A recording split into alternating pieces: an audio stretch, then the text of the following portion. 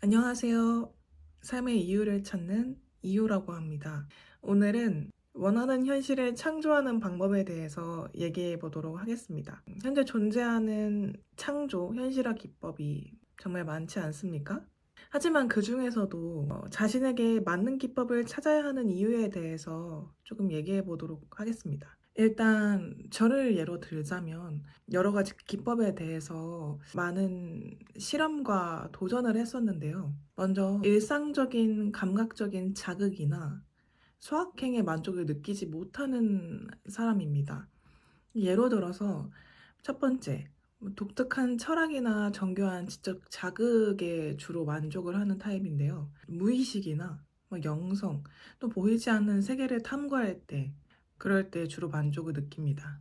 두 번째, 무언가를 그냥 즐기기보다 분석하려는 경향이 있고, 누군가의 관계에서 좀 깊은 유대감이나 또는 강력한 경험 또는 몰입할 수 있는 주제에 몰입할 때 큰 만족감을 느낍니다. 세 번째, 거대한 진리를 깨닫거나 잠재력이 발현되는 순간에 큰 만족감을 느낍니다.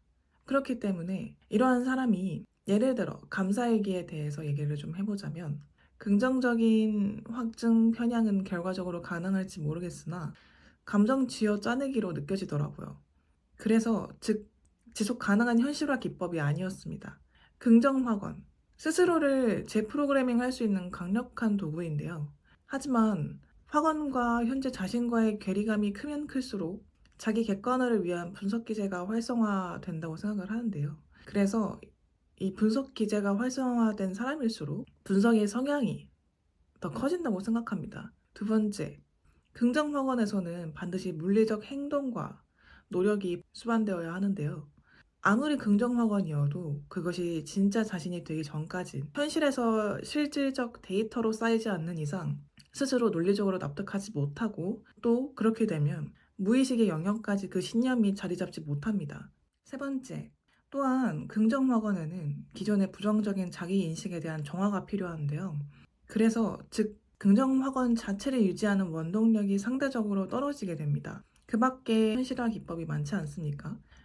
예를 들어서 노트에 직접 매일 적는 기법도 있고 비전 보드 등 다양한 기법들이 존재하지만 스스로 느끼기에는 효율적이고 지속 가능한 방법이 아니었습니다. 그럼 도대체 어떤 방법이 좋냐? 저한테 가장 잘 맞는 기법이자 또 저랑 비슷한 고민을 하는 그런 분들에게 이 기법을 강력하게 추천드립니다. 자기계발서를 많이 읽으시는 분 또는 자기계발에 좀 관심을 가지시는 분들은 이 책을 한 번쯤은 읽어보셨을 거라고 생각을 합니다. 리얼리티 트랜서핑의 작가인 바딤 젤란드의 기법인데요. 먼저 이 책을 읽어보시지 않은 분들께 정말 강력 추천하는 책입니다. 이거는 여서제 타프티인데요. 리얼리티 트랜서핑의 작가가 하나의 픽션으로 현실화 기법에 대해서 즉 여기 리얼리티 트랜서핑 안에 있는 현실화 기법을 구체적으로 적은 건데요. 사실 이 여서제 타프티의 책은 책의 어조 자체가 좀 불편함을 느낄 수도 있어요.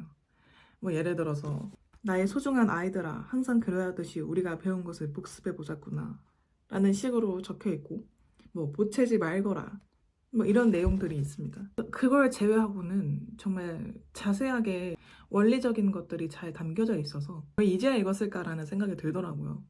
그래서 리얼리티 트랜서핑과 이 여서제 타프티에 관한 내용 중에 오늘 얘기를 해보자면 저는 먼저 인간은 의도하든 의도하지 않든 무언가를 선택하고 창조하는 존재라고 생각합니다. 즉 메커니즘을 몰라도 무의식적으로 하는 것이라고 생각합니다. 다만 의도를 했을 경우에는 확실한 목적지 또는 목표 달성 가능성이 올라가기 때문이죠. 이러한 내용을 담은 리얼리티 트랜서핑 1의 페이지 144페이지를 보면 순수한 의도란 과대평가 없는 상태에서 욕망과 행동이 하나로 결합된 것이라는 사실이다 라는 내용과 페이지 142, 143을 보면 바딤 젤란드는 욕망을 세 가지 형태로 구분을 했는데 그 중에 첫 번째 형태는 강한 욕망이 목적물을 가지고자 하는 단호한 결심과 행동으로 바뀌는 경우이다. 즉, 당신의 소망은 오직 첫째 형태의 욕망에 의해서만 이루어진다 라고 나와 있습니다. 저는 이 내용에 대해서 아주 크게 공감했는데요. 저로 예를 들자면 어떠한 기법을 의식하지 않고 강한 욕망이 성취욕을 자극할 때 비로소 행동할 다짐이나 결심에 서게 만들었는데요. 또한 강한 욕망은 긍정적일 수도 부정적일 수도 있고 뒤섞일 수도 있으나 욕망이 충분한 내적 응축의 기반이 될수록 그 욕망은 강해지고 결국 행동으로 이어질 가능성이 높습니다. 다만 여기서 목표가 성취될 때까지의 행동을 이끌어내는 욕망은 긍정도, 부정도 아닌 그저 가지겠다는 초연하거나 결연하거나 되려 심적으로 정적인 상태일 때 목표를 성취할 가능성이 높아집니다. 이러한 내용은 리얼리티 트랜서핑에서 가장 핵심인 균형력이나 인력 포텐셜이 생기지 않는 상태이기 때문이라고 생각합니다. 저는 내적 응축이라는 단어를 사용을 해서 설명을 했지만 사실 우리가 무언가를 변화하는 데 있어서 가장 크게 작용하는 건 긍정적인 게 아니라 부정적인 거라고 생각해요. 부정적인 결핍을 자극을 받고 나도 그렇게 살고 싶다는 생각을 하고 그게 행동으로 이어지는 거라고 생각해요, 결국에는. 하지만 우리는 마냥 부정적인 걸로 자극받지는 않죠. 저걸 가지면 내 삶이 좀 더 윤택해지지 않을까? 아니면 전과는 좀 다른 삶을 살지 않을까? 라는 욕망이 들기 때문이죠. 저는 결과적으로 긍정적인 부분과 부정적인 부분이 모두 함께 충분히 쌓였을 때 비로소 그 의도는 강력해지고 행동으로 옮기는데 망설임이 없어진다고 생각합니다. 바딤 젤란드가 얘기했듯이 순수한 의도라고 표현하였지만 내적 응축이 되었을 때 비로소 과감하게 행동으로 옮길 의지가 생기고 또한 목표가 성취될 때까지 행동으로 옮기게 되는 가장 핵심적인 에너지가 된다고 생각합니다. 또한 두 번째는 구체적인 기법으로 추천을 드리려고 합니다. 아까 말씀드렸던 여사제 타프티라는 책에서 따옴머리 사용하기라는 기법이 있습니다. 같이 읽어보자면 41페이지입니다. 잠에서 깨어나 주의를 따옴머리에 집중시키고 그 느낌을 따옴머리에 유지하면서 바라는 바가 실현되는 모습을 스크린에 비춰보는 것이다. 이렇게 너희는 미래 프레임을 비출 수 있으며 그 프레임은 곧 실현될 것이다. 결과적으로 너희는 이 모든 것을 단 한 번의 동작으로 해낼 수 있게 된 것이다. 따옴머리에 관련된 내용이 궁금하시다면 책을 꼭 읽어보시길 권장합니다. 제가 이 기법이 실험한 기법 중에 가장 간단하고 강력한 기법이라고 생각합니다. 왜냐하면 아주 잠깐 상상한 것이 현실화된 경험을 뒷받침할 수 있는 원리라고 생각하기 때문이죠.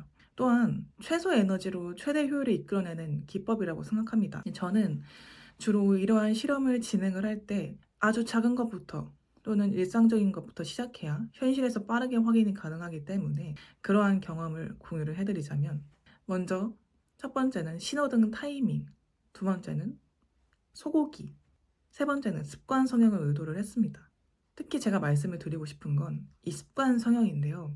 저는 애초에 이 습관이라는 것 자체가 어떠한 의지로서만 바꿀 수 있는 것이다 라는 생각을 가지고 있었습니다. 하지만 저는 이 원리를 듣고 애초에 전제 자체가 외부 중심의 미래 프레임을 통제하는 원리이기 때문에 가까운 미래를 통제할 수도 있고 그래서 당장 30분 뒤에 운동을 해야 되는데 이 게으름 때문에 도저히 하기가 싫었습니다. 그래서 그 순간에 따옴머리를 사용을 해서 내가 당장 가까운 미래를 통제를 해봐야겠다 생각을 하면서 미래 프레임을 비췄습니다. 그랬더니 갑자기 내면에서 무언가 운동을 해야만 할 것 같은 마음이 생겼습니다. 단순히 기분 탓일 수도 있으니까 무시하려고 해봤습니다. 하지만 무시하려고 해도 어렵더라고요. 여태껏 다른 현실화 기법을 사용을 하면서 습관을 고치는 것에 대한 좀 어려움을 겪었는데 이 기법을 사용하고 나서 이게 이런 방식으로도 가능하구나 라는 생각이 들었습니다. 지금까지 제가 강력하게 추천을 드리는 바딤 젤란드의 기법과 저의 경험을 함께 공유를 했는데요. 사실 이거는 저의 개인적인 경험이고 아까 말씀드렸듯이 현재 존재하는 현실화 기법이 정말 많기 때문에 자신에게 맞는 방법을 찾으셔야 합니다. 왜냐하면 결국에는 지속적인 방법이 될 수 없다고 생각합니다. 그래서 제가 추천한 기법을 적극적으로 사용해 보셨으면 좋겠고 또한 여러분들이 현재 사용하고 있는 현실화 기법을 댓글에 경험을 공유해 주시면 저와 또는 다른 분들에게 도움이 되지 않을까 싶습니다. 그래서 많은 댓글 남겨주시고 많은 생각들을 공유해주세요. 지금까지 삶의 이유를 찾는 이유였습니다. 감사합니다.